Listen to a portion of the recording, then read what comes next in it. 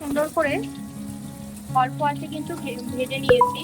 তোমরা অনেকেই ট্যাংরা মাছগুলো দেখে ভাববে মাছগুলো ভাজা হয়নি, কিন্তু সেটা না, মাছগুলোকে কিন্তু হালকা ভাজতে হয়, বেশি কিন্তু ভাজা যাবে না, মানে গাগুলো বেশি ভাজা ভাজা পোড়া পোড়া কিন্তু হবে না, তাহলে ঝোলটা খেতে কিন্তু টেস্ট হবে না। ট্যাংরা মাছ সব সময় অল্প ভাজতে হয়। দেখে নাও, এই যে আমার ট্যাংরা মাছগুলো সব কিন্তু ভেজে রাখা আছে। মাছগুলো ভেজে রেখেছিলাম ট্যাংরা মাছের ঝোল করবো, সেই ট্যাংরা মাছের জন্য দেখো মাছগুলো ভেজে আমার সুন্দর করে এখানে রাখা আছে। আমি আগেই বলেছি মাছগুলোকে হালকা করে কিন্তু সবাই ভাজবে। চলো, কড়া রাখা আছে। এবার আমি কড়ার মধ্যে দেবো একে একে সর্ষের তেল। কড়ার মধ্যে পরিমাণ মতন আমরা তেল দিয়ে দিলাম।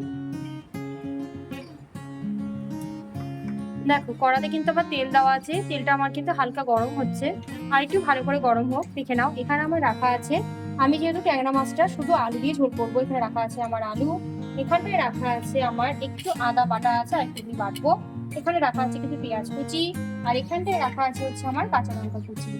রান্নাটা খুবই হালকা হবে, তোমরা পরপর দেখতে থাকো না। একদম হালকা পাতলা, যেটা বাঙালিয়ানা মাছের ঝোল বলে, সেই মাছের ঝোলটাই আজকে আমি করব।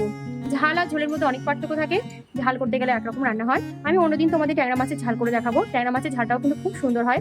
আর আজকে আমি তোমাদের করে দেখাচ্ছি ট্যাংরা মাছের আলু দিয়ে পাতলা ঝোল। এটা আমার গরম হয়ে গেছে, তেলের মধ্যে আমি একে একে দিয়ে দিচ্ছি একটু জিরে। এই কাঁচা লঙ্কাগুলো দেওয়ার পরে প্রচন্ড ফোটে, তো এইগুলো আমার ভীষণ ভয় লাগে। মানে এক এক সময় এমনও হয়েছে রান্না করার সময় চোখের মানে পাতার উপরে এসে পড়েছে, ভীষণ ভয় লাগে। আচ্ছা, দিয়ে দিচ্ছি আমরা পেঁয়াজ কুচি। দেখে নাও, দিয়ে দিলাম আমরা পেঁয়াজ কুচি। এই কাঁচা লঙ্কা আর জিরেটা গরম হওয়ার পরে দেখবে খুব সুন্দর একটা সেন্ট আসে। তারপরে আমরা দিয়ে দিলাম কিন্তু এর মধ্যে পেঁয়াজ কুচি। হালকা একটু আমার ভাজা হয়েছে কাঁচা লঙ্কা জিরে আর পেঁয়াজ দিয়ে। এবার আমি দিয়ে দেবো এর মধ্যে কিন্তু আলুগুলো। এটা কিন্তু আলু ছাড়াও করা যায়, ভালোই টেস্ট হয়, খারাপ লাগে না। আমি একটু আলু দিয়ে করছি, আমার ছেলে মেয়েরা একটু আলু খেতে ভালোবাসে। মেয়ে কিন্তু আলু খেতে খুব একটা পছন্দ করে না, কিন্তু ছেলে আলু খেতে ভীষণ ভালোবাসে। আলুটাকে আমিও একটু অ্যাভয়েড করে চলি। দেখে নাও, আলুটা দিয়ে এইভাবে কিন্তু নাড়াচাড়া করতে হবে। রান্নাটা কেমন হচ্ছে সবাই কিন্তু অবশ্যই কমেন্ট বক্সে জানাবে। তোমরা কমেন্ট করবে, সেই ভরসায় কিন্তু আমি থাকি আর থাকবো। সবাই একটু আমার পাশে থেকো। দিয়ে দিলাম কিন্তু নুন স্বাদ অনুসারে, তোমরা যেমন নুন খাবে তেমনই দেবে।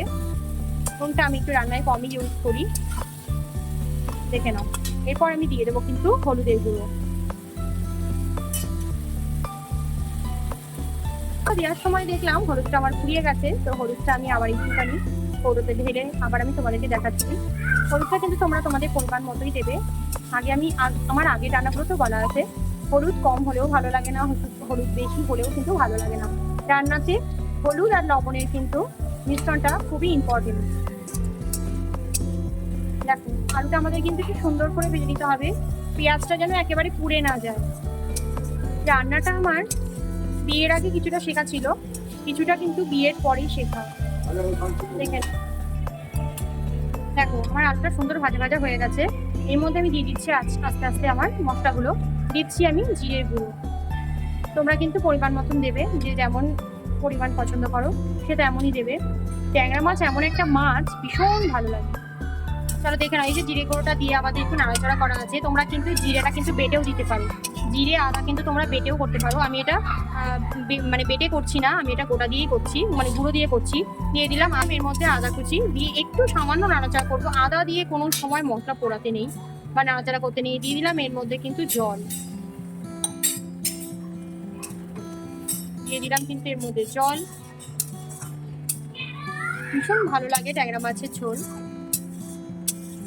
এটা ফুলকপি দিয়েও কিন্তু খুব ভালো লাগে, তো যখন শীতকাল হবে তখন তোমাদের কিন্তু ফুলকপি দিয়ে মাছের ঝোলটা করে দেখাবো, ওটাও কিন্তু ভীষণ ভালো লাগে। দিচ্ছি কিন্তু পরিমাণ মতন জল, তোমাদের পরিমাণ মতন জল দেবে যতটা তোমরা ঝোল রাখতে চাও। ফোটার পরে আমি কিন্তু এর মধ্যে আর একটু ঝোল দেব, মানে পাতলা পাতলা ট্যাংরা মাছের ঝোল করবো আমি। দেখতেই পাচ্ছ তোমার আমার ঝোলটা খুবই হালকা হয়েছে, এতটা হালকা কিন্তু থাকবে না, ফোটার পরে ঠিক হয়ে যাবে। দিচ্ছি এবার কিন্তু একে একে ট্যাংরা মাছগুলো। এই মাছটা কিন্তু আলু বেগুন দিয়ে ঝোলও খুব ভালো লাগে। এটা দেওয়ার পরে দেখো আমরা হালকা হালকা করে কিন্তু নেড়ে নিচ্ছি। এই ঝোলটা সবাই খেতে পারবে, বয়স্ক থেকে ছোট সবাই খেতে পারবে, আর এটা খেলে কোনো অসুবিধাও হবে না। এর মধ্যে সব মশলাই হালকা দেওয়া। আমার প্রত্যেকটা রান্নায় তোমরা একটু হালকা হালকাই দেখতে পাবে, কারণ আমি একটু হালকা রান্নাই পছন্দ করি। টেস্ট কিন্তু ভালোই হবে, কিন্তু রান্নাটা হবে হালকা, পেটের জন্য খুব সুবিধা। আর আমার রান্নাগুলো কিন্তু আমার বাচ্চারা খায়। আমি আমার বাচ্চাদের জন্য কোনো সময় কিন্তু আলাদা করে রান্না করি না, কারণ ঝাল মশলা আমি এমনই দিই যাতে সেটা আমাদের বড়দেরও হয়, আমার বাচ্চাদেরও হয়। তোমরাও কিন্তু এই একই রান্না বাচ্চাদেরকেও করে খাওয়াতে পারবে, নিজেরাও খেতে পারবে।